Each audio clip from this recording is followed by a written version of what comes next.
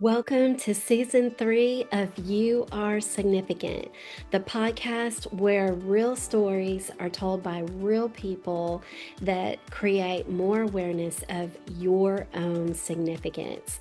You were created on purpose for a purpose with seeds of greatness inside of you. Ready to grow? Let's get down to it.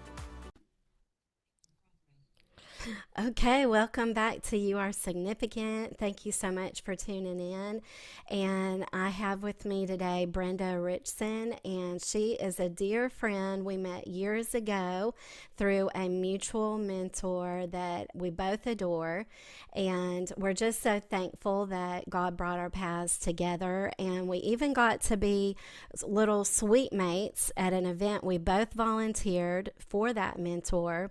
And I just got to know and see what a generous, kind, humble person that Brenda is, and yet at the same time, strong and a go getter, a person with goals, a person making a difference. And we had a little pre call and just talked about her life story more. And I am so excited for her to be here today to share with you the things that God lays on her heart. And we have already prayed over you today and prayed that God will bless you as you are listening. It's not on accident that you are here listening to this podcast episode, and we have prayed a blessing as you listen. So thank you so much, Brenda, for being here today.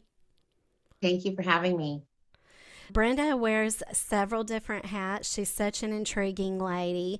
She's a caregiver, she's in ministry, and she also has a supplement business and loves to mentor people in their life's journey and help them to find their significance and their path. She's a coach as well. Brenda, just start wherever you want to start. I like to start back. I love for people to share a little bit about their childhood and what it was like growing up. We all started out as children, so we can relate. All right. I'll be a little bit brief about it. I had a very normal childhood, two parents and a brother who's 18 months older. So we're very close. And it was extremely normal. We lived in the suburbs, and my father owned a business, and my mother worked for him. She's also a teacher, accredited teacher, and a very sought after educator. And eventually she taught high school before I was born. And then when my father bought his business, he actually at one point drove the Oscar Mayer Wienermobile when he was younger. But then Wow, that is cool. that's fun, right? And then he was deployed to the military. And then when he came back, he bought a business and it owned that. That business is still thriving today. Has since passed about 10 years ago, but they had been divorced for many years. And that was a hard thing for us as a family, even though I was an adult and my brother was an adult. But I think the most interesting and most wonderful part of my family is when it was, as Providence would have it, I was not able to have children. And I knew that from the age of 19. So that was a hard pill to swallow, right? At 19, when you Mm, find out that's just not going to be part of your plan. My brother came to me, and I'm a crier, so I'll apologize in advance because that's going to happen throughout this. But that's he okay. came to We me. crying is healing. That's right. That's Mm-hmm. right. That's right. You got to get it out. My brother came to me and said, if I ever have children, because he didn't know if he would, he wasn't married. He said, I will let you help us, whoever, him and whoever, raise them. I thought, Mm, oh, sure, that's going to happen. Eventually, he moved to Knoxville, Tennessee, and was there for a very short amount of time, maybe 8 years. And they got married and had their first child. And that's his name is Todd Jr. And when he was about 11 months old, they had their second child. They asked me to come out and take care of the older one. So I was there for about 2 weeks, and he said, we're coming to California so that you can help us raise our children. oh. And they've been here ever since. And so my mom and myself and my brother all owned houses on the same cul-de-sac. So Wow. that was a very, very special time. We all lived there for about 7 years until they bought a house about 6 miles away. So it wasn't far at all. But I got to do all the kindergarten pickups and all the drop-offs and all the pumpkin carvings and all that, and be part of everything in their Wow. life. And that was very special.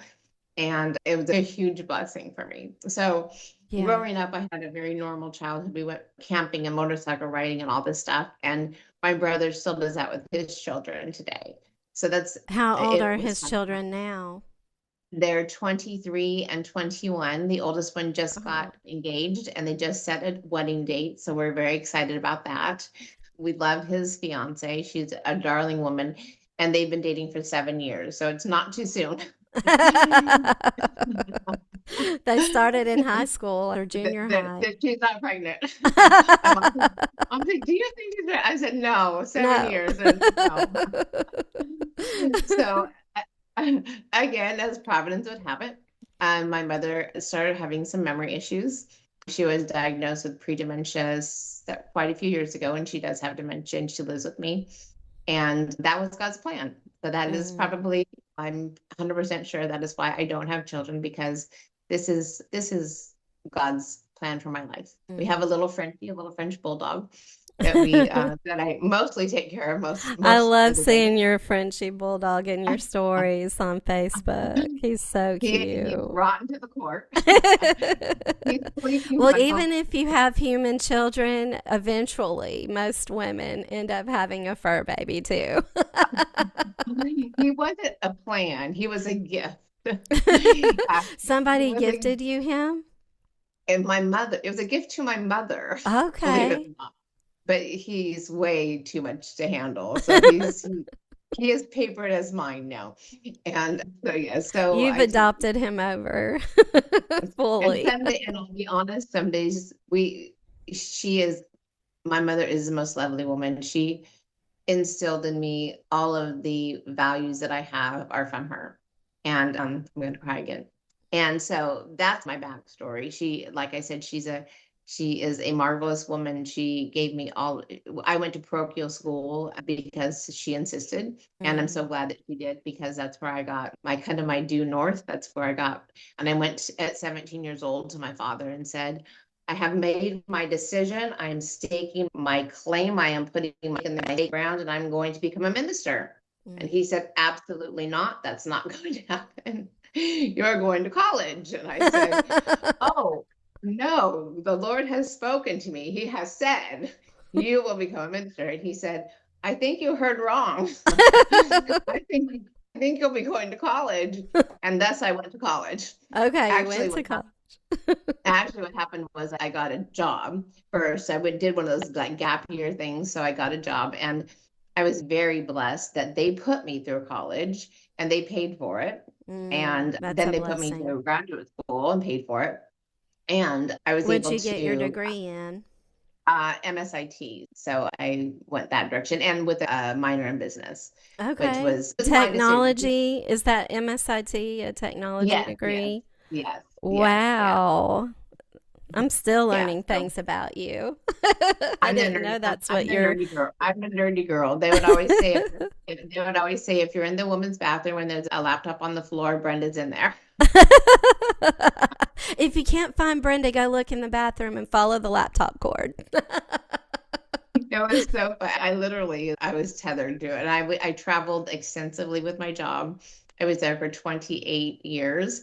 And Wow. yeah, before Did you I work? left, So you worked for the same company for 28 years? What? I did. It was my first job and only job. Yeah. And I moved around a lot. And in the end, I was traveling 99% of the time. So it really did not lend to helping with mom. And Mm, so I ended up leaving that job and coming home to be with her. So that's a it blessing just, you were able to do that life just ended up perfectly. I can't say perfect. I say that, but I in don't so mean many that. ways. There's Yeah. always In so things, many but ways. it ended up perfectly in so many Yeah. ways. And there was a man, his name was Tony, and I worked for him at some point. He was in the military. I worked with the DoD, and part of the two things that he told me, and one was trust and adjust. And he said you have to trust and then you have to adjust, because Mm, things are fluid and things are going to change and things are going to, you have to trust what your plan is, but then you have to adjust it. You can't be so firm that you don't adjust it. And I took that into the supplement industry. I took that into my life. calling. I put that into every aspect of my life. Trust and adjust. The other thing that he taught me was hope is not a strategy, because people always say, I hope it works. And I'm like, do you have a plan? Because hope is not a strategy. So I'm I, probably still learning that one. I I think love that. hope is my, because I just associate hope with God. But I know that is a huge saying that people say is hope is not a strategy. Right. You can't have hope in God, but still, I still read the Bible and still have a plan. Right. I go through and And we trust God's leading things. I do. I could absolutely not do the capacity that I do if I was having to plan every detail of there's no way to plan every detail of everything. no. We don't know what's going to happen as coaches when we get on a call. We trust God's going to Right. be in it and he's Right. going to guide us and help us to help our client. But But you have some totally kind of, getting off track there. but you go into some kind of plan, right? Some kind of Yes, skeleton, yes. like even in this call, we had some kind of skeleton Some kind plan. of plan, somewhere to Yeah. start. I say that Something. we're giving God something to bless. You know, when you Absolutely. have your own, it's not that we're trying to override God, because some Christians think you shouldn't have any kind of plan because then Right. you're dictating too much.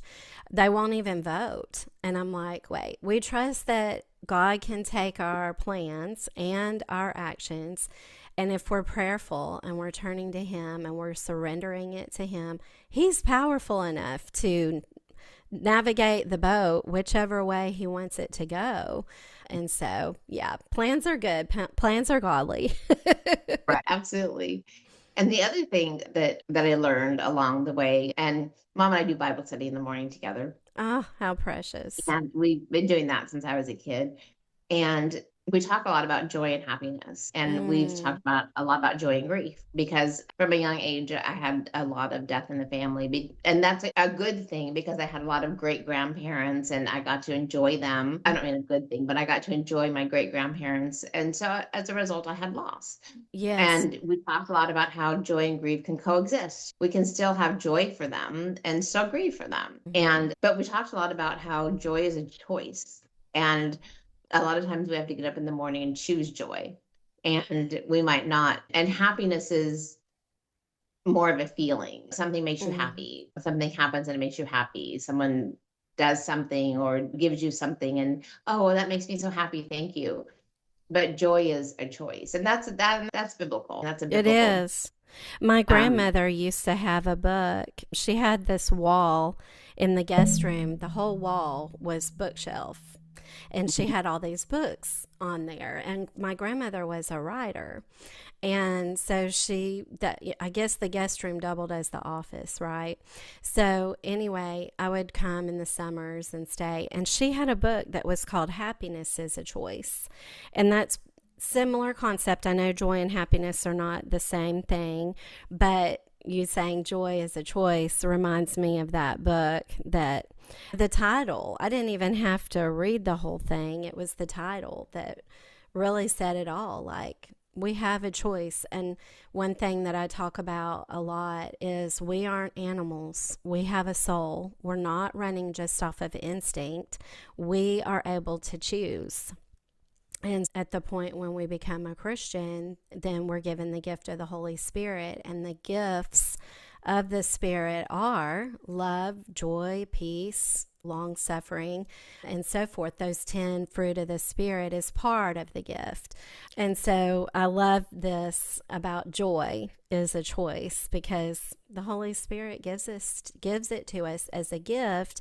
But one thing that I'm still learning is that it's something we develop. Like, the gift is given to us, but then it's because we're not robots, because He made us with choice, we get to choose, am I going to focus on this gift, or am I going to still focus on the flesh and all those things over there that's sadness and not the gifts that God has given us to enjoy. So I love that your mom and you, in your morning Bible study time, choose to focus a lot on joy. and sometimes we have to choose joy over and over throughout the day. And we'll have to Mm. refocus. Okay, let's choose joy. Let's choose joy. And I don't know if any of the listeners are dealing with dementia. It is a very difficult thing to deal with.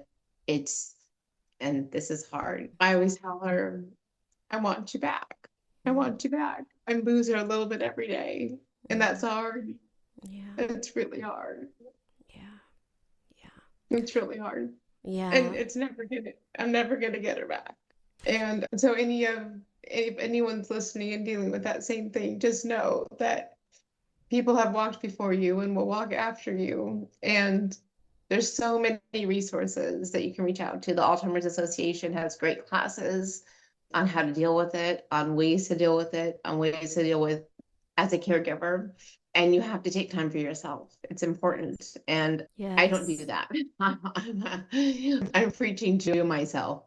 You need to take time for yourself. I'm a 24/7 solo caregiver, and you need to have a backup. You need to have someone who can come in for an hour or two a day, whatever it is, you need to have somebody. But at the same time, I wouldn't want to miss one moment with her. We have the most precious relationship, Mm. and we do everything together. I'll have her help me cook. I'll have her help me. Here, can you peel the eggs? Here, can you cut the bread? Here, can whatever it is she can do. And we just have the most precious relationship. So until we don't, we're going to keep doing what we're doing. Yeah. But it's really hard because you see the person slip away. And the hardest part is they know that they are. And Yeah. so anyone going through that same thing, just know that there are resources out there, and reach out and use those resources. My aunt is in the same situation. They chose to put her into a facility, Mm. and I can see that she's gone downhill so fast in the Mm. facility. So I Yeah. told my mom, we're never going to go that route. We're going to stay here together, and Mm. we're going to make it work as long as we can, which is going to Yeah. be forever.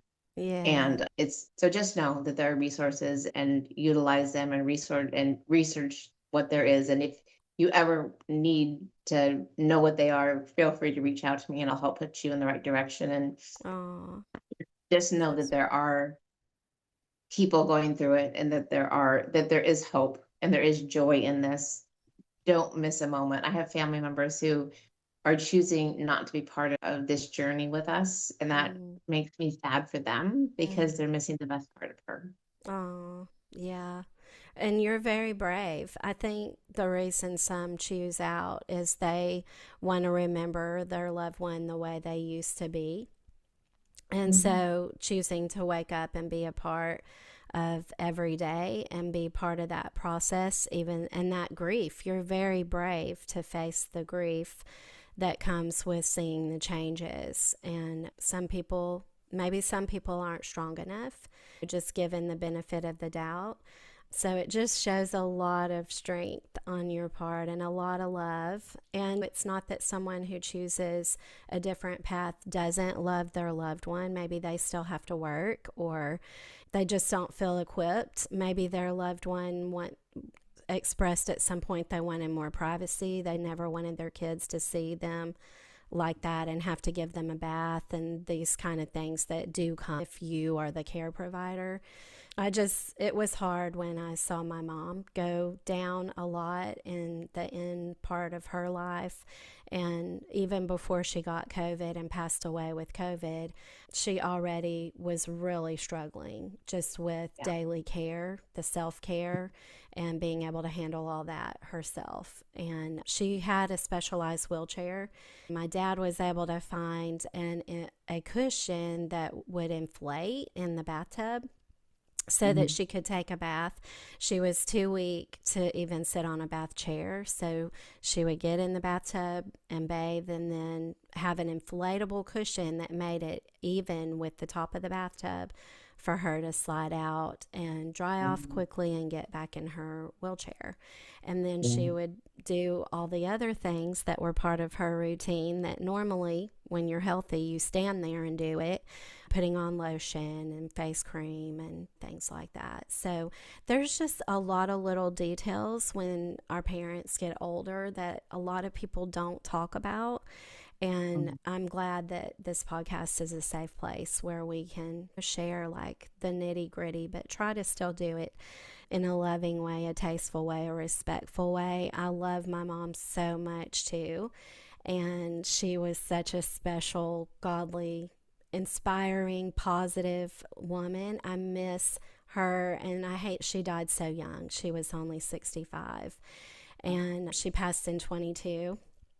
And so I know she's with Jesus, and I celebrate that, and that's what makes me not just fall apart crying every time I speak of her, because I know she's just partying with Jesus at his feet where she lived her life. She lived her life to be with Jesus. She wanted to be with him.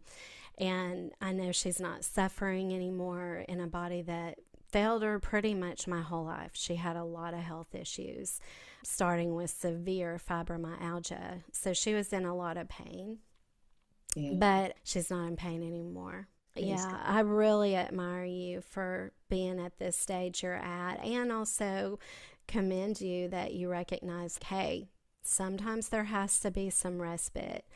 Home health is good. I don't know if they call it that in California, but that's what they call it here in Alabama, is home health will come in and give some care that relieves the loved one that's there in the home, whether it's the wife or the daughter. So, yes, there are options depending on what state you live in.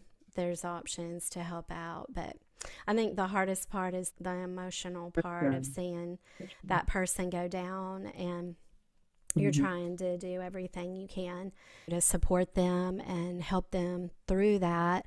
And there's a lot out of our control that we just have to surrender to God and to Jesus. But we're living into our most significant self still when we do that, when we surrender it to Him and say, Yeah. God, I'm powerless. You have to take over. Jesus, take the wheel.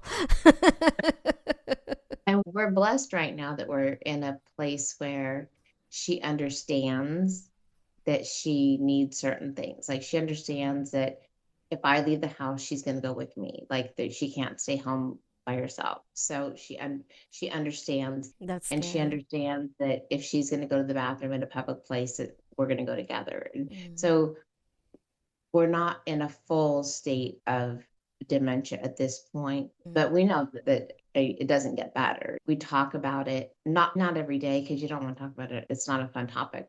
no. But I'll just be like, okay, let's go. Come on, let's go to the bathroom. We're trying to do it in a real healthy way. At the Mm, same time, and I'll just mention this briefly, since I was 7 years old, I've been sick. And so I'm not only dealing with that, but I'm dealing with healing myself. And a lot of it mm-hmm. is homeopathic healing, a lot of it is Western medicine. And so she worries about that, but she's not quite sure how to worry about it or why to worry about it. And sometimes she's not sure what she's worrying about. I This know morning we she's laugh. like, You have to laugh. You have to. It's okay to and laugh and have some humor with dealing with the journey. I'll never forget the very first time that I had gotten sick. I believe I was about 7 years old, and I was at my pediatrician, and he was doing an old archaic kind of x-ray where you lay on the table and they inject you with a blue dye and they move the table around to look at it. And they gave my mom a diagnosis, and she went home and she looked at the old Encyclopedia Britannica because that's all we had back then. And she stretched the phone card way into the bathroom, called my aunt, who was a doctor, and she goes, "This is what they told me she has." And she read it out of the Encyclopedia Britannica. And and then she made the mistake of leaving the encyclopedia in the bathroom marked. So I went in there and read it And myself. read I it. was like, "Oh my gosh, I have that." And it was called Meckel's diverticulum, and it was basically an extra piece of an intestine. So I have had intestinal issues since I was very young. And they went on, and I could tell 100 stories with a So, hundred what podcasts. can you just tell briefly what that is? If you have an extra piece of intestine, It what does it that mean? basically What does it that heals do? itself when you're young. It's something when you get when you're young, and from what I understand, it typically heals itself and just corrects itself. Okay. And it's very common for in young, very young people. And mine didn't, so I had to have surgery. And so this began my long stint of surgeries over the years. I counted up 22 surgeries I've had, and then recently I had two more, and it just. But let me go back and say, had I not had some of the surgeries, I would have not uncovered some of the major problems that I had. I'm grateful for Western medicine. Some people don't believe in it, and I'm okay with that, and I support them wholeheartedly in what they believe. But for myself, it has uncovered some things that I probably would have not come back from had I not gone to the doctors. I'm grateful for everything I've gone through. I'm grateful for every doctor I've ever had. I'm grateful for the Yes. surgeons, for the advanced. I actually went to one doctor and she said to me, she looked at me and she said, "Your problem is way beyond my capacity. I'm going to refer you." She was a specialist. She said, "I'm going to Mm. refer you to a higher specialist because I don't know what's wrong." I said, Mm. "Thank you for being honest with me and Yes. sending me to somebody else." And he was phenomenal and magnificent. And he calls me almost every day to this day Wow. to make sure I'm okay. I don't know. For some of your listeners, you may or may not follow me, but I was very ill back in, let's see, it was around Halloween. I made a post asking anyone and Okay. that. Yes. And it had been almost 80 days and I hadn't been able to eat anything. I couldn't take water. I couldn't take hot tea. I couldn't take anything by mouth, nothing. And I said, just pray, put me on every prayer list you can find. And that was a hard post to make because I'm pretty private. I'm pretty open about my religious views. But when it comes to personal, it's hard for me to ask for prayer for myself. Mm. And that was really a hard post to say. And I put a picture up and I weighed 86 or 96 pounds. And that was really a hard post to make. Since then, I'm up to 109. And I prayed God. I said, just let me eat and gain weight. I don't care how much weight I gain. But I thought, wait, I didn't mean that seriously. I meant let me gain a little bit of weight. I wasn't really serious about. I care. I do care. I'm like, I'm in the industry. I care. I care. My mom's like, be careful what you wish for. And I'm like, Yes. that was a prayer. God answered prayer. So be careful He about that. does answer prayer. Yes. And you're gonna be on that GLP-1 program pretty soon here. You have to tell our listeners the other side of your story. You've been there. But I was 338 pounds at one point, Hmm. and then I was 96 at one point. So I've been You've been literally on both ends of the scale, literally. wherever you are in your story, I've been there. I have been Hmm. there and I understand and I can empathize and sympathize, and I definitely do. And I know it's hard. And I can tell you just very quickly, because I know our time is almost up here, that that words matter. They And do. that my biggest takeaway from this is words matter. Words that you pray to Jesus, words that you pray in prayer, and words that you speak over other people. Because my issues with food became an issue when one of my family members said something to me at a young age. And that is when my relationship with food became an issue. Mm. And I remember to this day where we were standing, we were with the entire family at Mm. the Queen Mary, which is everyone knows, I think, what the Queen Mary is. And they have a buffet, and we used to go every Sunday. And he said something to me. It was an uncle of mine. And ever since that day, I've had issues with food. Mm. And I can relate it back to that day. The moment I could tell you exactly what he said. And all I can tell you is words matter. And the way you talk to your children, and my mother never said anything about food. My father never anything. My grandparents never, nobody ever said anything. It was just we ate healthy. And it was so funny because someone said, "Do you want a cookie?" And I said, "Sure." And they handed me a cookie. And I was like, "This isn't a cookie." Because at home we ate Fig Newtons. And I thought that was a cookie. I was like, that was a cookie. That was the healthy cookie. That was a cookie. You didn't That know was what the a healthy. chocolate That chip was the cookie cookie. was. That's all we had. And they were whole wheat at that. Like we didn't even have refined like white sugar. We had big whole wheat Big Noons. That was a cookie. And so like my mom did her best. Like I she grew did up her the best. same way, Brenda.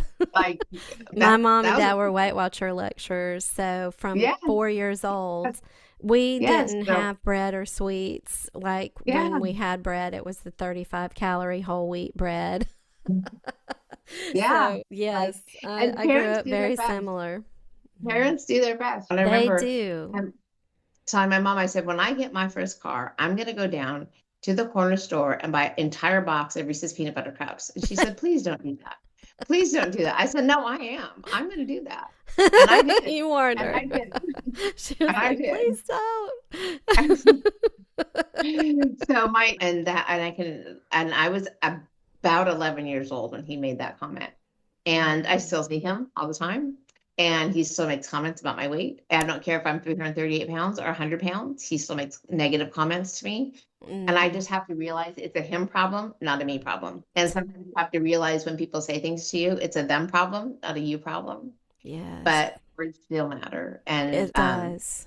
yeah, and you just Yes. need to, you That saying really, about sticks and stones may break my bones, but words will never hurt me is false. Words right. hurt longer than you can heal from a physical injury, not demeaning people going through abuse, but with physical abuse, but verbal abuse, verbal criticism.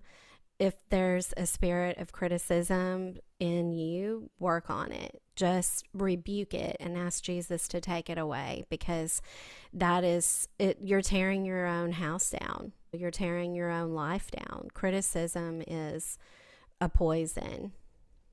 And So, the biggest thing I learned through that issue was because I hadn't forgiven him, I was blocking my own blessings. And so mm, I had to have a spirit of forgiveness eventually. And I didn't realize that I wasn't forgiving him. I just thought it was a thing, right? But I didn't realize I hadn't forgiven him. And so I had to go through a real time. It took me 4 years of counseling to go through forgiving him for that because it mm, changed my life. mm, And I had to go through this entire program to realize it was blocking my own spiritual blessings. And after that, it freed me up so much. That's when I started ministering. That's when I was able to become certified to minister. mm. And that is when my life began to flourish. And that's when I really realized that I was the one blocking my blessing by not offering forgiveness. It wasn't for him. I didn't get forgiven for him. I Mhm. forgave him for me. And that's what Right. forgiveness is for. And you don't stop praying. You can't, there's a song, right? Don't stop praying. I have a family member who had done something very similar. And I prayed for her every day after this for 10 years, 10 years. And 10 years to the day, she came to me and asked for forgiveness specifically. And I said, what do you think you did? And she said, I know what I did. And she told me. And she said, will you forgive me? And I said, yes, I will Mhm. forgive you. I said, I forgave you 2 days later. I said, it took me 2 days, but I forgave you. It took me 2 days. I didn't get there the first day. I said, but I forgave you 2 days later. I said, you didn't forgive yourself. She said, no, I've harbored that for 10 years. And I said, thank you for asking for forgiveness. I've been praying for you. And she said, I know, but I wasn't ready. And I felt bad for her. I felt bad for her because she harbored that in herself. So life is hard. It Life is is. hard. And as Christians, it doesn't make it easier. It doesn't make it easier, but we are forgiven. And this time of year reminds me so much that we don't have to do anything, but Jesus does call us to be the hands and feet of Christ. Mhm. And one thing my grandma always said, and it's biblical, is, and I'm going to get this wrong probably, but prayer without works is dead, right? So we can pray, but we also have to be putting our faith into action. Yes. I would just maybe leave it with that, Mhm. that the more that we can do for the kingdom, because I was telling someone the other day that I said, I want you with me in heaven. And I said, so whatever I have to do to help you get there, Mhm. let's do that. If we Yeah. need to pray together, if we need to study together, if we need to worship together, but I want you with me in heaven. And Oh, I feel that way about everyone because we can have the clothes, we can have the hair, we can have all the perfect things in the cars, but I want the people. the And people. that's all that we're going to have in the end is the people. Yeah. And the stuff isn't going to matter anymore. The houses and the cars and all that stuff isn't going to matter. But your children and your family, that's who we get to take with us. And that's what's so important is the people. The people. That's right. What do you want to say about your coaching program? It's on Instagram in your handle, your bio. It So, is. Very briefly. So it's what I offer is alignment coaching. And very briefly, it's just about getting your life, so to speak, in line into alignment. And if there's something that's out of alignment, all that we've been talking about today, if there's something out of alignment, then your life will not line up into success. So I have couples that come. I have individuals. Sometimes it's meal planning, sometimes it's success coaching for planning someone's next step in their career. Sometimes it's family counseling. It just depends on what it is that they feel is broken in their life that is causing them a block. mm, Does that make sense? that makes sense. Yeah. I call it alignment coaching because we go through mind, body, and spirit. And it is a religious based coaching.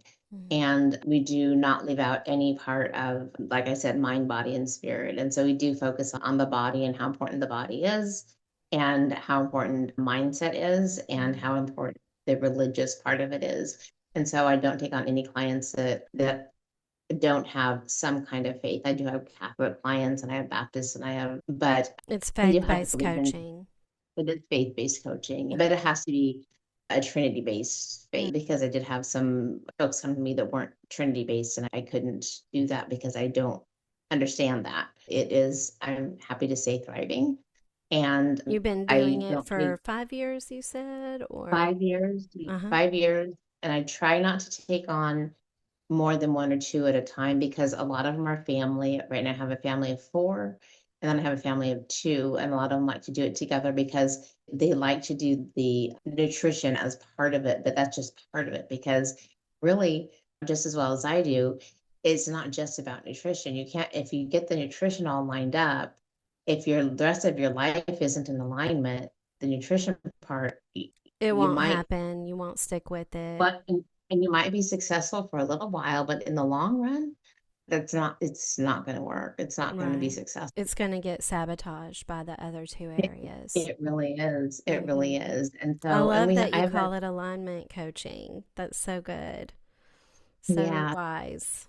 Mm. Like I said, I don't really promote it online because I try to keep, well, the first Confidentiality. reason, and the very first reason was my very first client was the wife of a Air Force pilot, and she wasn't even allowed to get the coaching, but she did anyway. And she said, you can't tell anybody, like anybody, not my mom, not my anybody, Right. and not my husband, It's nobody, not a like you can't. coach's place to discuss anything about their Yeah, client anyway. yeah. If Well, not they only want to that, but discuss something, they can, but yeah, I can't be like, I am not supposed to be in the program. Like, I'm not supposed to be doing anything.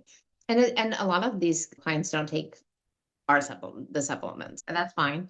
Whatever it is that they think they need. So if they don't think they need it, then that's fine too.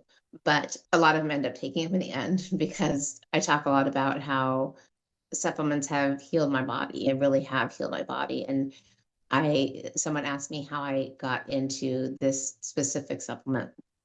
And honestly, I saw a picture of someone's drink in the background of one of their posts. And I said, what is that? What are you doing? huh. And they had lost like 200 pounds. They said, oh, it's this. And I said, send me an order form and I'll order it.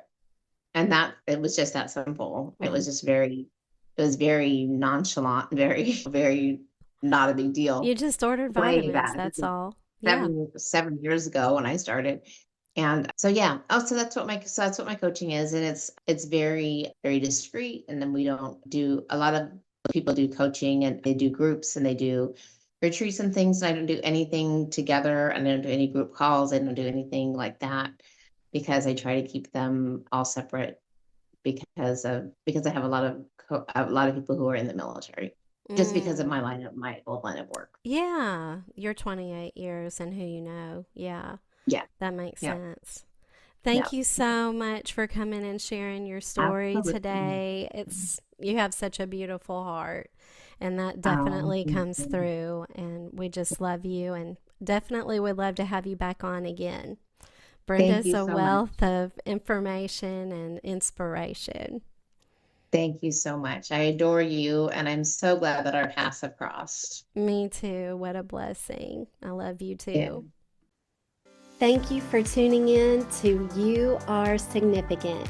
I hope that this episode helped you to embrace your own God given purpose. Please share this out with a friend and remember to subscribe. Thank you so much for listening, and until next time, walk in faith, find the joy, and stand in your own significance.